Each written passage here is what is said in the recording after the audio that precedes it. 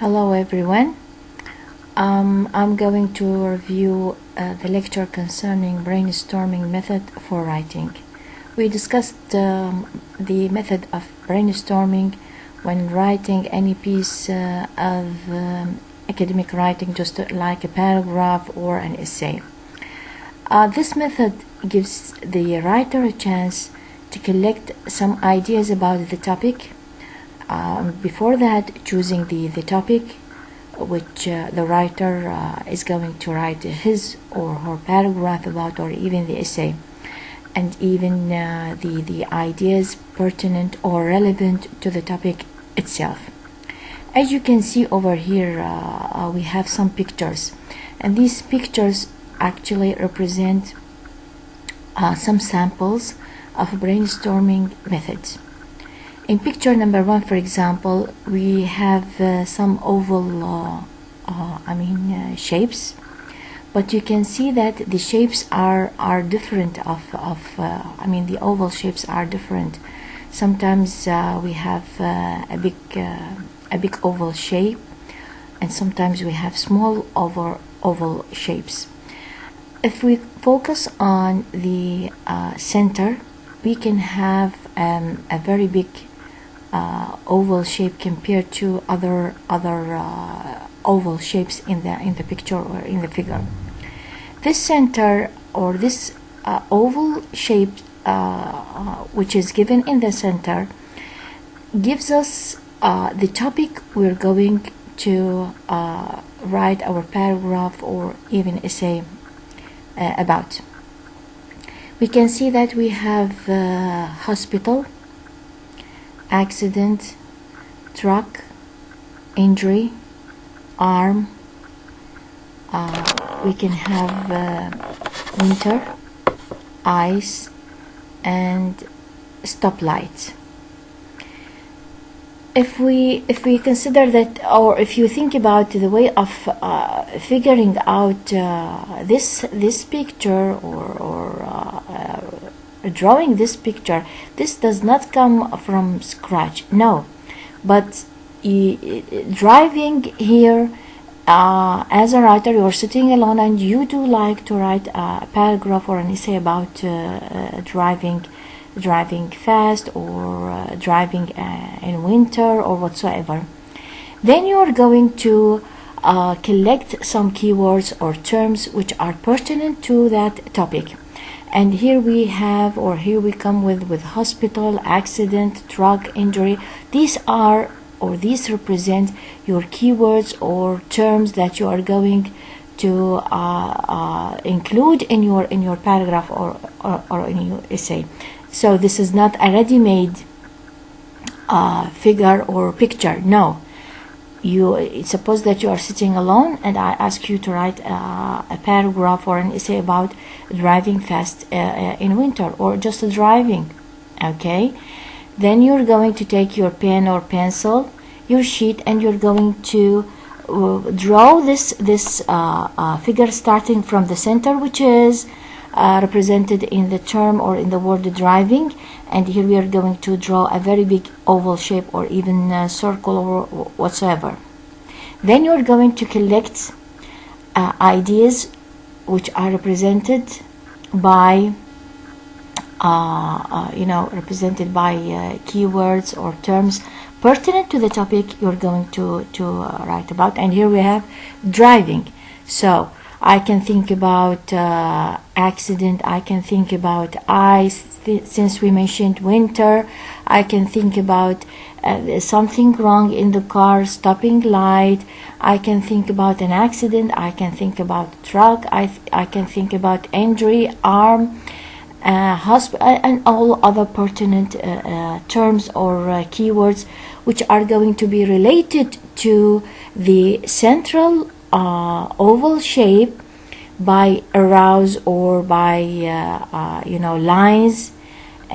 So these lines or arrows give you a guideline of the way you are going to organize your keywords in terms of sentences and then in terms of paragraphs. As simple as this. If we move to picture 2, Here we have two circles, and we have two words which are written in different colors. We have fiction and non-fiction, and as you can see that we have the circles, the two circles are combined to, or are connected to each other.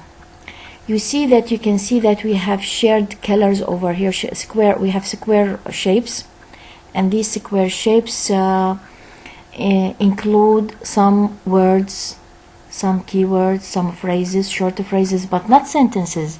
Never think about brainstorming as writing sentences. No, you should think about brainstorming as a way or a method to guide you to choose your words, your terms, your vocabulary, your thoughts, the connection, or the way you are going to connect each term with another, each idea with another, and then you're going to come up with the full sentences, ending up with paragraphs, full paragraphs, and then if we're going to write an essay, we're going to have a full essay. Now for fiction and non-fiction, you know that we have different types of writing. We have scientific writings, academic writings, we have fiction writing or writings, and non-fiction writings. If I think about your topics, your syllabus, you have some fiction, text and non-fiction text. This is determined by the syllabus and the material you're going. You already have in your syllabus or curriculum, meaning that you have linguistics classes and literature classes. Now if we think about fiction, look at the square shapes, and square shapes with in blue, light blue, let me say light blue color, and we have some terms or keywords included in the light blue color. We have terms and keywords which are related to fiction books or fiction text. We can think about the plot. We can think about read from front to back. Okay, these are some features, let me say, or phrases which describe actually or give some characteristic or features about the fiction text or fiction books. Think about the novel, or think about a story you have come across. You do like always to complete it or to read it from cover to cover, because it has some story or some interesting story, detective story maybe, and whatsoever. In fiction text or in fiction books, we usually have a plot, just like the novel. Think about the plot that you have, including place, time, and we have other features which are there in every fiction text.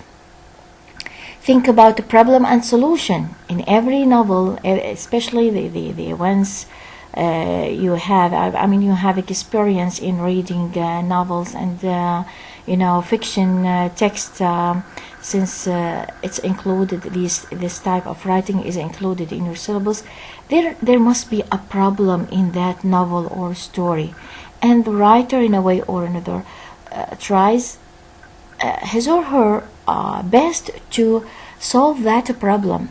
Maybe there's the problem of revenge, there's a problem of different social status between the characters, and families, rich families, poor families. Think about the society, the problems in the society at a particular period of time. All these are included as a problem given by the writer to attract the attention of the reader that we have a problem. I actually focus on this problem, and I do like to find, in a way or another, a solution to that problem. And something else we can read in another square shape, which is that I mean the square shapes in a blue light color. We have in fiction text we have or it has actually distinct beginning, middle, and end. Something very known in reading any story. We have the beginning of the story, in the middle, and we have the end of the story, just like a movie. A movie, by the way, is usually is given as a script. Sometimes some movies actually are based on novels, and some others are given by by writers, different writers. So we could recognize that this is the beginning of the story in the film or in the movie, and then we have the in the mid we have something else, some development, and then we have the end. Fiction text or fiction books actually include characters. Sometimes we can read a story or a novel with only one character. Maybe the writer is speaking in the novel. He or she is the main or the major or the only actually character in the story, referring to himself, I, or even one single character. That single character in the story is narrating a story or some events which he or she could see in the imagination of the writer. So characters are very important to be there in the fiction books or fiction text books. We have fancy, surely, and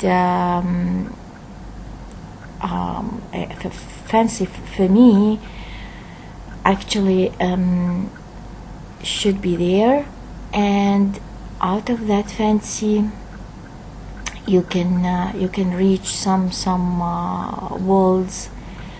Think about fairy tales, fairy tales in children's books, and in children's literature we have fairy tales and children's stories, bedtime stories. These fancy actually, or this feature, let me say, sorry, this feature adds touches to the text itself. It's let me say it's the flavor of the text. Okay.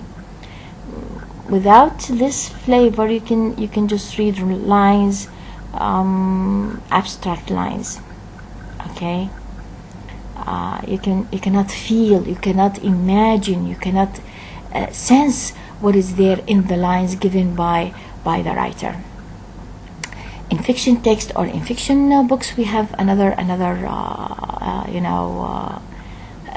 element or keyword which we could think about in writing our paragraphs or essays. Not true.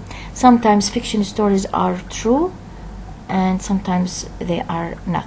So you can see that we finish up with these square shapes given in light blue color, and we can see there is a contracted space between the two circles represented by square shapes in violet color.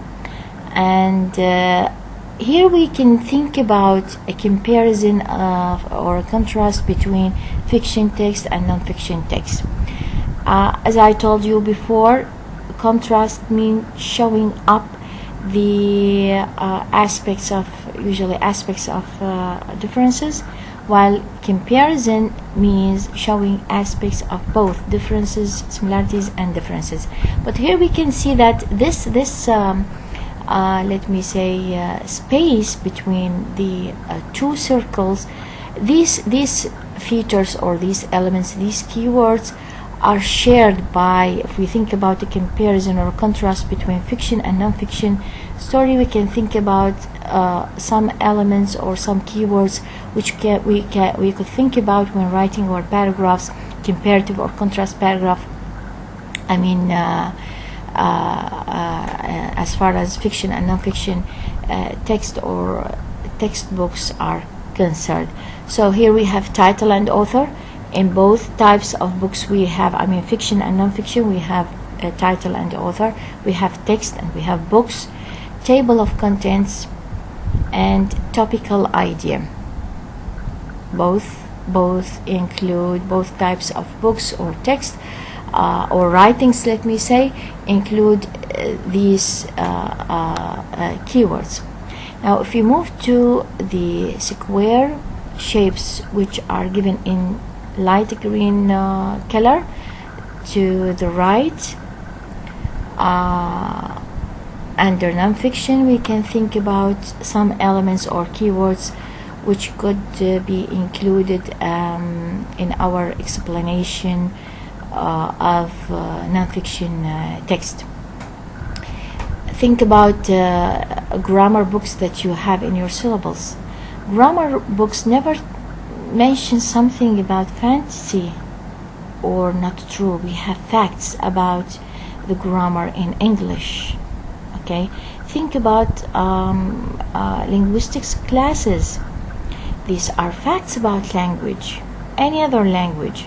So science books, again, these are included under the genre non-fiction. So we cannot think about not true lines to read in such books, but we are reading facts. We can think about real people in non-fiction. Think about a book in medicine, and we have doctors, physicians who are real characters, and their patients who are real characters. Think about biography. In non-fiction books we have biography. It gives some details about the writer of the book. We have some index at the end of the book. The index referring to some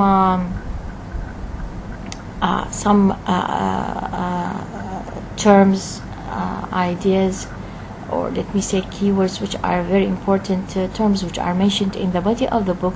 So we have index at the end of the book, and these terms are arranged alphabetically. And we could have subject index and author index. Once there is something mentioned or an indication of an author,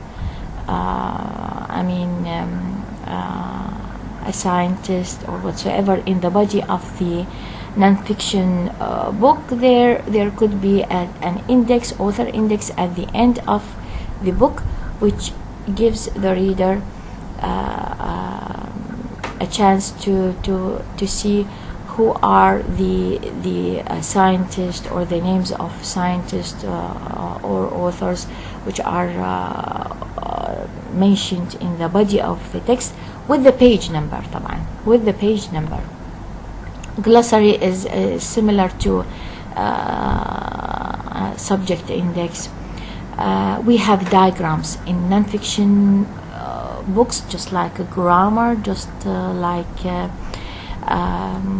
physics. We have chemistry, even linguistics. We have diagrams, figures, just like the one we have, and some other types. We could have some statistical package.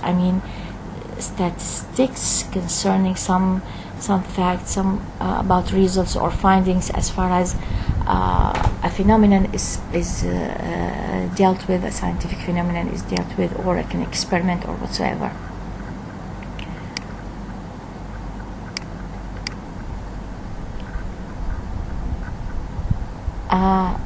Let's move to picture 3, And in picture 3 we have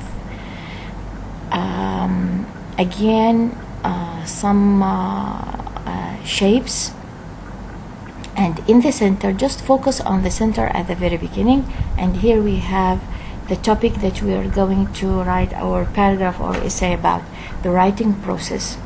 Suppose that I ask you as my students to write an activity about the writing process.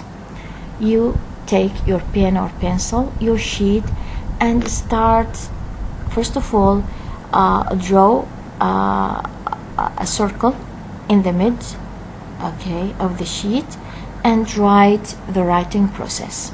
Then you're going to think about gathering or collecting some keywords, some thoughts, some phrases which are going to be used in your paragraph or in your essay.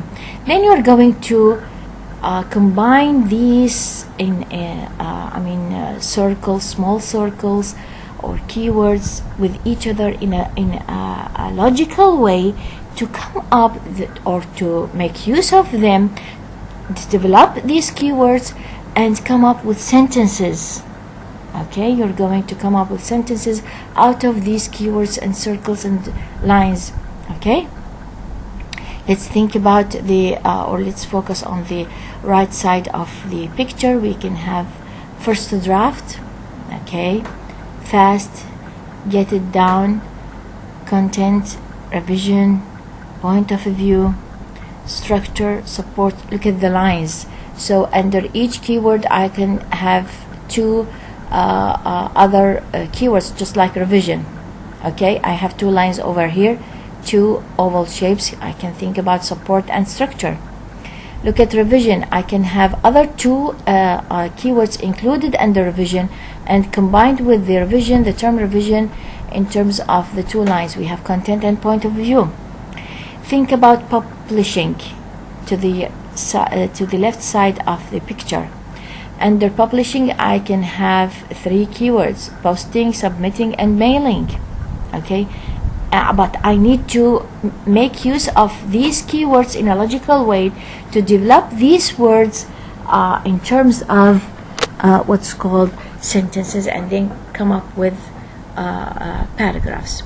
You can see the way of drawing your picture is not that difficult one, but it needs logic and the practice.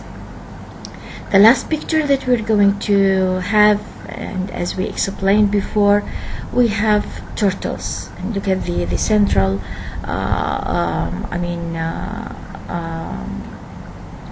shape, again oval shape, and here we have turtles.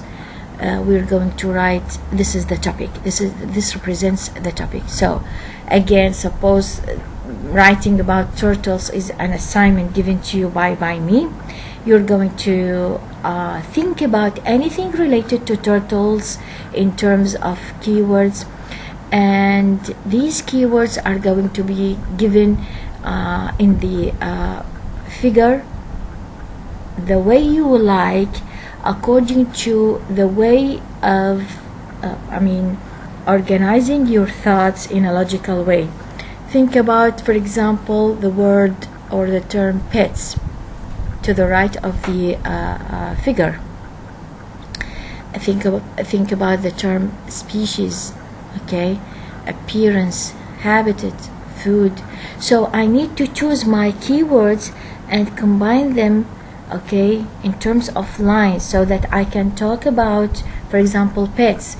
Turtles are regarded as very interesting, or are regarded as very interesting pets for kids and for grown-up people, okay, especially in the Western culture. Just like cats, just like so you can include this term pets as referring to turtles as a type of pets. Bribed up by people, whether kids or grown-up people. If we think about the term appearance, okay, I can move on in choosing my keywords, moving up till coming up with the appearance of the turtle, till coming up with the species. I can combine species with salt water. Okay, I can think about habitat and food. Okay, in terms of lines, I can combine them in terms of lines. I can think about appearance and shell. I can combine them in 2 lines, talking about the appearance of the look at this: eyes, color, shell, and appearance. These four keywords should be combined or are preferred to be combined together in order to give me a sequence in writing my sentences. So under appearance, I can draw a line with shell, okay, eyes, color. I can combine habitat, food, and the climate together. Okay, species, I can combine species, salt water and fresh water. Sharp claws, also sharp claws could be combined with appearance. So a big circle with some keywords to be combined together in terms of lines, so that in this way I'm moving, or I'm preparing myself to have a logical sentences, logical sentences. Sorry, I'm preparing myself as a writer to write in a sequence. I cannot jump from, for example, talking about appearance of the turtles, moving in one sentence, moving to talk about species in one sentence. No, in this way I'm not using logic in writing or changing or putting my ideas in a logical way on lines. No. So this way of gathering ideas, gathering keywords in terms of lines, just like the way I'm doing. So appearance could be combined with let me say shell, and could be combined with eyes, color, and sharp claws. Okay, these could be these keywords could be represented in a logical way in sentences, talking about the appearance, the color, the shape of the eyes, the color of the eyes, and all other, the shell, all other elements which are related to the appearance. So in this way I achieved what's called logic in writing my thoughts, logic in organizing my thoughts in terms of sentences. And we can do we can complete with other keywords to come up with a figure where the center of that figure is the topic that we are going to talk about, and then we can have lines, and that topic actually is going to be represented by some or is going to be expressed or explained by some keywords, phrases which are combined together in terms of lines, and these lines are going to be changed into sentences to come up with a complete rich paragraph or essay. By the way, guys, I can write an article or an essay about turtles, and I can write a paragraph, just one paragraph about turtles. This depends on the keywords I'm going to include. This depends on the goal of my writing. Am I going to write the details about all the details about a turtle? In this case, I'm going to enlarge my writing, and in order to come up with a rich essay which consists of more than one paragraph. Each paragraph is going to be focused on one aspect of the turtle, and in this way I can add more keywords, phrases or turtles to phrases or elements to the picture or the figure I'm going to draw.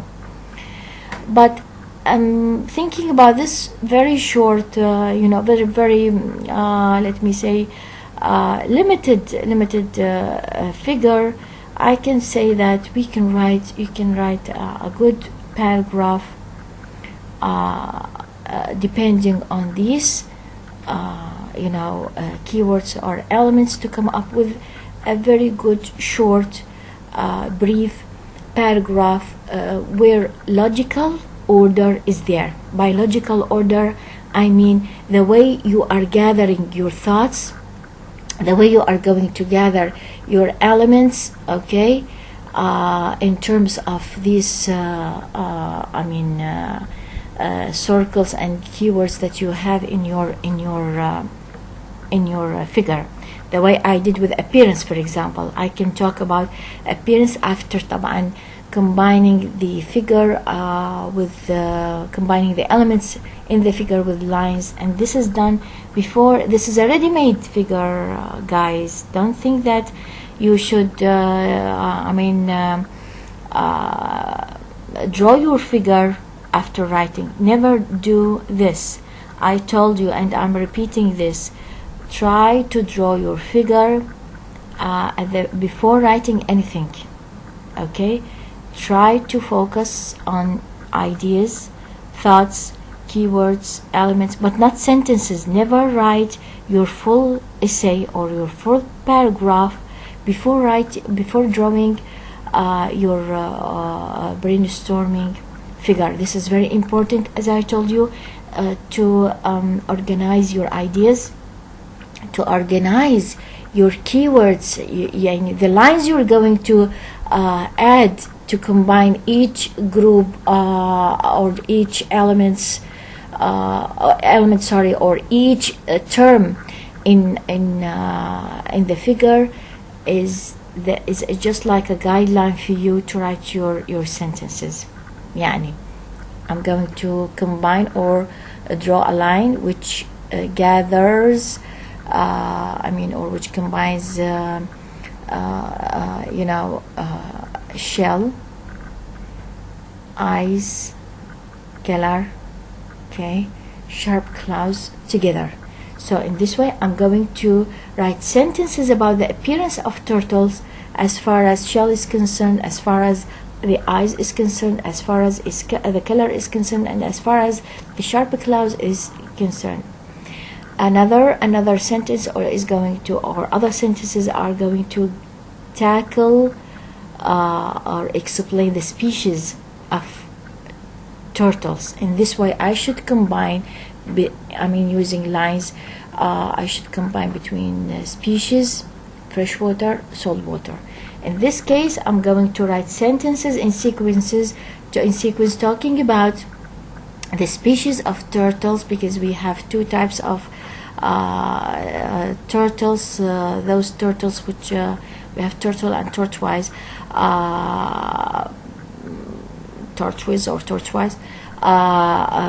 which actually live in fresh water and in salt water. This is as simply as this. Though this is a repetition of the brainstorming, because I did actually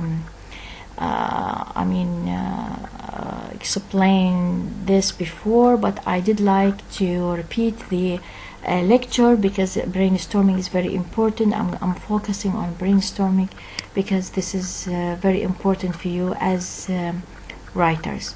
Thank you very much for your listening. Thank you very